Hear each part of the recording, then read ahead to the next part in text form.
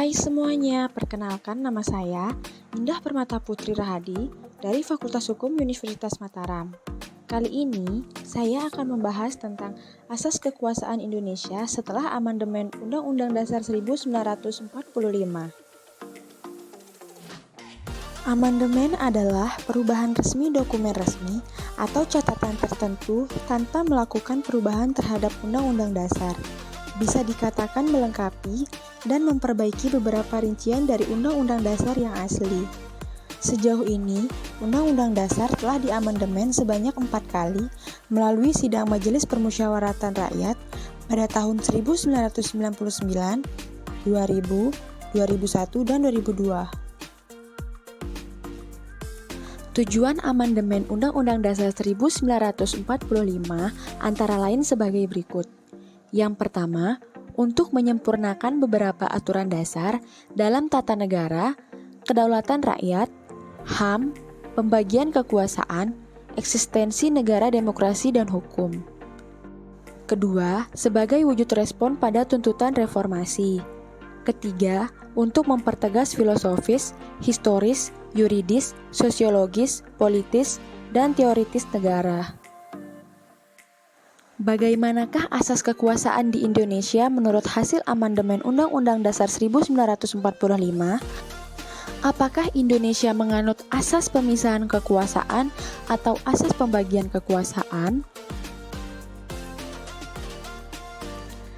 Yang pertama ada asas pemisahan kekuasaan. Pemisahan kekuasaan berarti kekuasaan negara itu terpisah-pisah dalam beberapa bagian, baik mengenai organnya maupun fungsinya.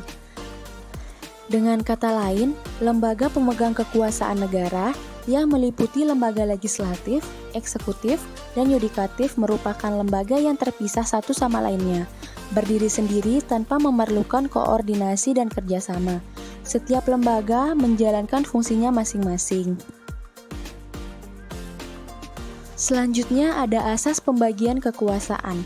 Pembagian kekuasaan berarti kekuasaan negara itu memang dibagi-bagi dalam beberapa bagian, yaitu legislatif, eksekutif, dan yudikatif, tetapi tidak dipisahkan.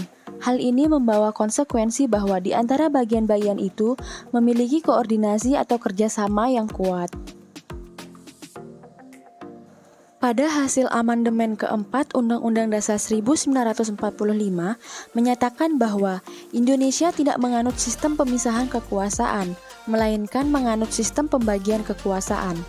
Penerapan pembagian kekuasaan di Indonesia terdiri dari dua bagian, yaitu pembagian kekuasaan secara horizontal dan pembagian secara vertikal. Kekuasaan horizontal. Yang pertama, kekuasaan konstitusi merupakan kekuasaan untuk mengubah dan menetapkan undang-undang dasar. Kekuasaan ini dipegang oleh MPR. Yang kedua, kekuasaan eksekutif merupakan kekuasaan untuk melaksanakan atau menjalankan undang-undang dan juga penyelenggaraan negara.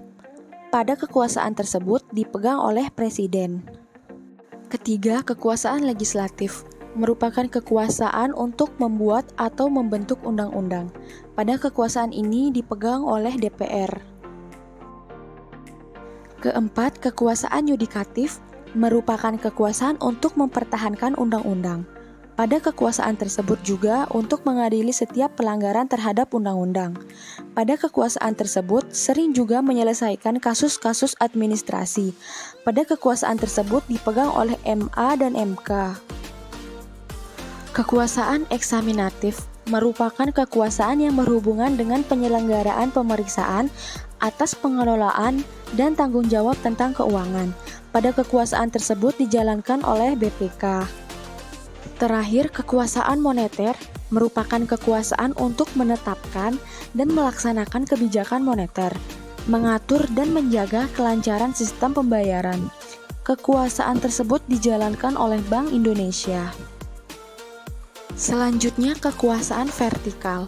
Kekuasaan vertikal merupakan pembagian kekuasaan menurut tingkatnya, yakni pembagian kekuasaan antara beberapa tingkatan pemerintah. Pada pasal 18 ayat 1 Undang-Undang Dasar 1945 menyatakan bahwa Negara Kesatuan Republik Indonesia dibagi atas daerah-daerah provinsi, dan daerah provinsi itu dibagi atas kabupaten dan kota, yang tiap-tiap provinsi, kabupaten, dan kota itu mempunyai pemerintahan daerah yang diatur dengan undang-undang. Sekian dari saya, semoga dapat bermanfaat. Terima kasih, bye.